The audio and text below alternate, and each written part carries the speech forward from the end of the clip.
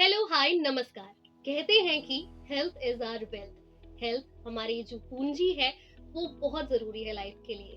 Health एक ऐसी पूंजी है जो आपके लिए फ्यूचर में भी काम आती है, आपके प्रेजेंट में भी काम आती है और आपको कई सारी अनगिनत बीमारियों से बचाती भी है। 91.2 एफएम हेलो बनारस से मैं हूँ आपकी अपनी आरजे अमीशा और हर बार की तरह इस बार भी हमारे साथ है एक बहुत ही खास गेस्ट। तो चलिए उन्हीं से जानते हैं कि वो अपने आप को कैसे डिफाइन करती हैं। Ma'am. Hi, my name is Priya Gupta. I am a certified nutrition expert जो कि हुगलगंज में हमारी क्लिनिक चलती है, जहाँ पे हम लोगों को ये अवेयर करते हैं, क्योंकि आज के टाइम में हेल्थ जितना ही वेल्थ लोगों के लिए इम्पोर्टेंट है उतना ही हेल्थ इम्पोर्टेंट है। तो लोगों को आज जानना बहुत ज़रूरी है कि उनको उनके खाने में, उनको रहने में, उनकी लाइफस्टाइल्स में, हर चीज़ में क्या चेंजेस करने चाहिए, जिसकी वजह से आगे जाके वो जो पैसा आज वो कमा रहे हैं वो पैसा सिर्फ वो अपनी बीमारियों पे ही ना खर्च करें। हर बार की तरह जैसे हम अपने सेहत सही लाभ कई प्रोग्राम में अलग अलग टॉपिक्स पर बात करते हैं, उसी तरह इस बार भी हमारा जो थीम है वो है न्यूट्रिशन वीक। हम आज मैम से जानेंगे कि लाइफ के डिफरेंट डिफरेंट स्टेजेस पर न्यूट्रिशन हमारे लिए कैसे जरूरी है, हमें अपने खाने पीने का अप्रोच कैसे रखना चाहिए और कौन सी ऐसी भ्रांतियां हैं जो लोगों में मौजूद है, जिन्हें जो है बर्स्ट करने की जरूरत है, जिन्हें खत्म करने की जरूरत है। तो मैम सबसे पहले मैं आपसे जानना चाहूंगी कि आप हमारे ऑडियंस को बताएं कि न्यूट्रिशन जो शब्द है उसको लोग आम भाषा में कैसे समझ सकते हैं। जैसे बहुत सारे मेडिकल के टर्म्स होते हैं कि हाँ न्यूट्रिशन है, इसमें विटामिन है, इसमें मिनरल है, तो लोग ये आइडेंटिफाई नहीं कर पाते हैं कि खा तो रहे हैं, हाँ रोज दाल चावल रोटी सब्जी खा रहे हैं, लेकिन क्या ऐसी चीज है जो हमें एग्जैक्ट वो न्यूट्रिशन देगी जिसकी हमारी बॉडी को जरूरत है। न्यूट्रिशन वो फ्यूल है जो आप गाड़ी में अपने भरते हैं, वैसे ही हमारे शरीर को, हमारी बॉडी को अपनी ग्रोथ एंड डेवलपमेंट के लिए ही वो फ्यूल चाहिए। तो हम जो खाना खाते हैं वो खाना सिर्फ खाना नहीं होना चाहिए, वो ऐसा खाना होना चाहिए जो हमारी ग्रोथ के लिए हेल्प कर सके, हमको एनर्जी दे सके, हमारी इम्यूनिटी को बूस्ट कर सके, डिफरेंट टाइप की जो बीमारियां हैं, लाइफस्टाइल डिजीजेस हैं, उनसे लड़ने के लिए हिम्मत और ताकत दे सके। तो न्यूट्रिशन एक साइंस है जिसमें ये पता चलता है जो खाना आप खा रहे हैं वो कैसे आपकी बॉडी को हेल्प करता है ग्रो करने में, डेवलपमेंट करने में। और उसमें जो न्यूट्रिएंट प्रेजेंट होते हैं, मेनली उनको अलग अलग कैटेगरीज में डिवाइड किया गया है। तो वो अलग अलग सोर्सेज से मिलते हैं नेचुरली। तो ठीक है, उनको हम खाने से, हर सोर्स का अपना अलग एक फायदा है, हर कैटेगरी का अपना एक फायदा है। जैसे पहला तो होता है न्यूट्रिशन को न्यूट्रिएंट। न्यूट्रिएंट का आया दो पार्ट, माइक्रो और माइक्रो। मैक्रो में आता है आपको कार्बोहाइड्रेट, प्रोटीन एंड फैट। तो कार्बोहाइड्रेट का काम होता है आपको एनर्जी देना, जो बेसिकली आपको मिलेट्स में, व्हीट में, इन सब चीज़ों में मिलेगा। फिर आता है आपका प्रोटीन, जो दाल है, लेंटिल्स है, बीन्स हैं, ठीक है, इन सब चीज़ों में मिलता है, पल्सेस में मिलता है। फिर आता है फैट। फैट में भी आपकी दो कैटेगरी होती है, healthy fat and unhealthy. Healthy में क्या होता है, जो ऑयल्स होते हैं, नट्स होते हैं, सीड्स होते हैं, तो उनके अपने फायदे होते हैं।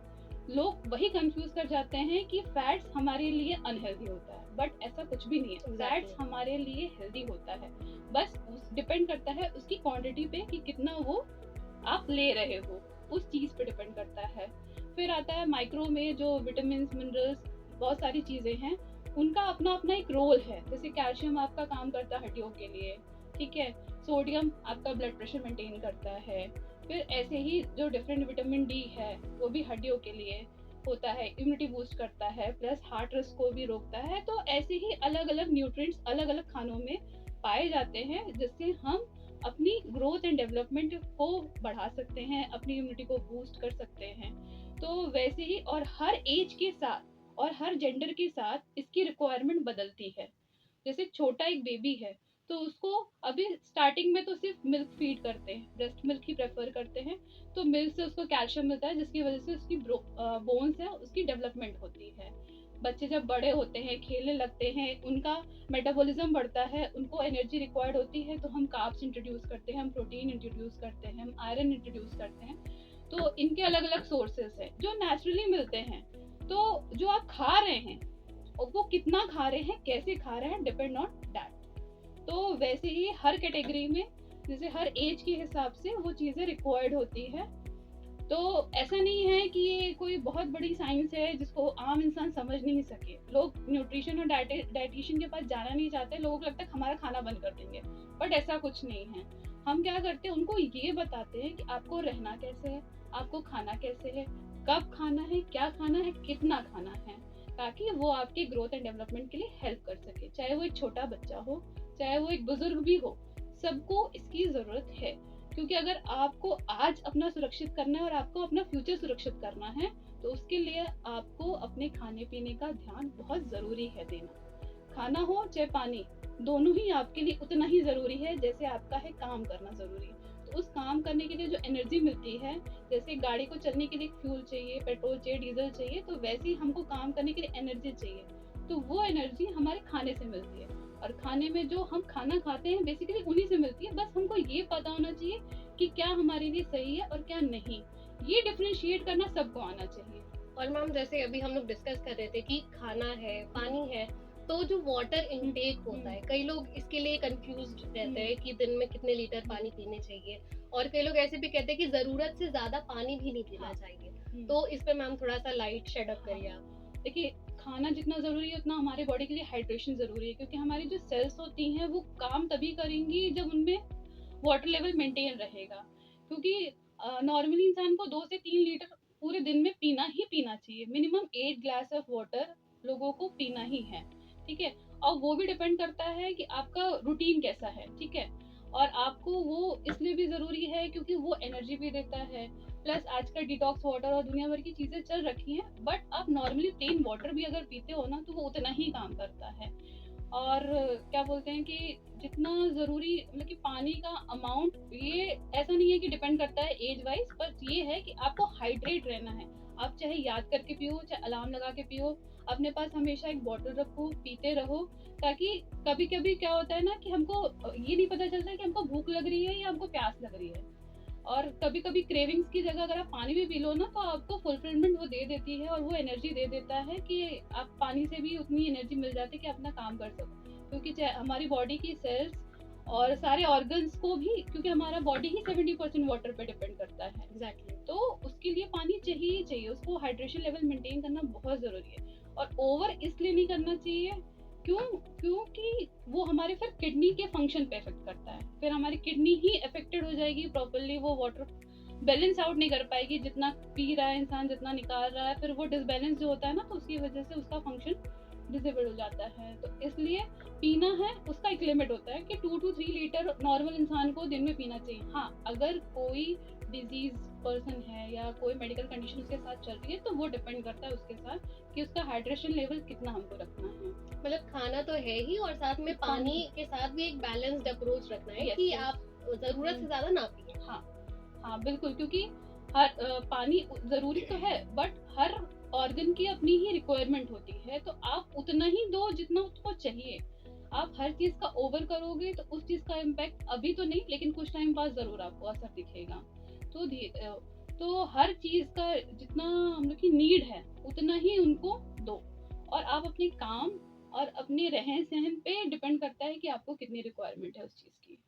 और मैम जैसे हम लोग अभी फैट्स की बात कर रहे थे कि हेल्दी फैट्स होते हैं और अनहेल्दी फैट्स होते हैं, तो आप थोड़ा सा इस पे और डिफरेंशिएट करिए कि किन जो सप्लीमेंट्स हैं या फिर कौन सी ऐसी चीजें हैं जिसको खाने से आप हेल्दी फैट गेन करोगे, या जो कैलोरीज हैं आपके बॉडी के लिए अच्छी हैं वो गेन करोगे, या फिर कौन सी ऐसी चीजें हैं जिनको हमें अवॉइड करना चाहिए। तो देखिए, कार्ब्स और फैट दोनों हमको एनर्जी देते हैं। कार्ब्स इंस्टेंट एनर्जी देता है, फैट क्या होता है, स्टोर हो जाता है।